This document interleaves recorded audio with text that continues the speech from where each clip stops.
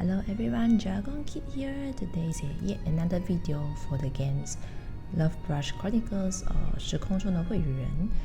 Just a disclaimer first, I don't receive any reimbursement for this video, neither is this a promotional video. I made this video because I personally received some motivations and positive energy from this game.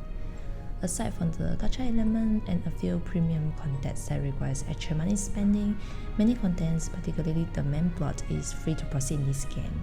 Of course, it comes with some typical in-game strategies to slow the player down.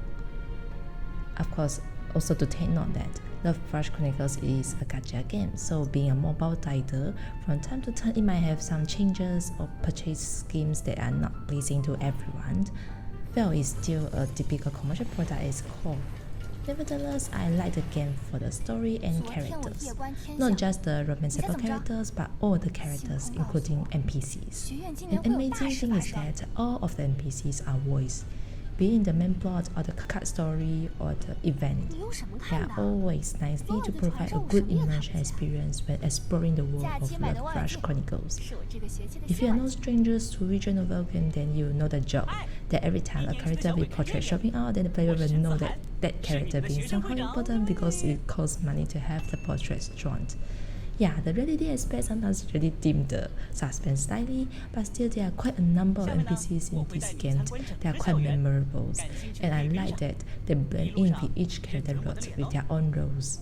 Another thing I personally liked is that the main characters with connections or relationship will show up in each other roles as NPCs, so it feels like the world is alive because other guys are carrying on with their own stuff despite not being the main focus point in this particular road. I really like this kind of interaction because it always feels weird to me if other guys just suddenly vanish when you are not on their roles. Of course, it costs money to have live voice, so even this kind of interaction is quite limited in this game. There is a little thing of this game that really makes me very happy. You can look back the past event stories. I really hope this function is included in all mobile titles. It's a way to not record these memories, as all these event plots are pretty interesting. And lastly, I must say is my absolute favorite feature of this game, the tracker of menstrual cycle. Yes, there is this free function in the game where you could record your period and the character will remind you when it's almost day. So far it's pretty accurate with 1 or 2 days difference. Still, I feel it's really amazing and considerate to have these functions.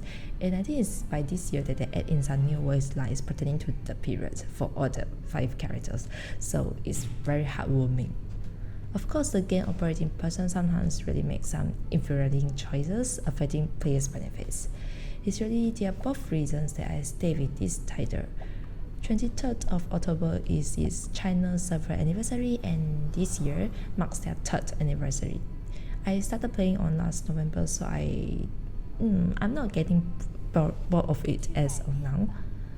I don't feel bored of it as of now. Regardless, I feel the story really left a strong impression even many years later for me, even if I stopped playing it somehow. Yeah, well, that's all for this out of nowhere rambling video. Thank you for watching.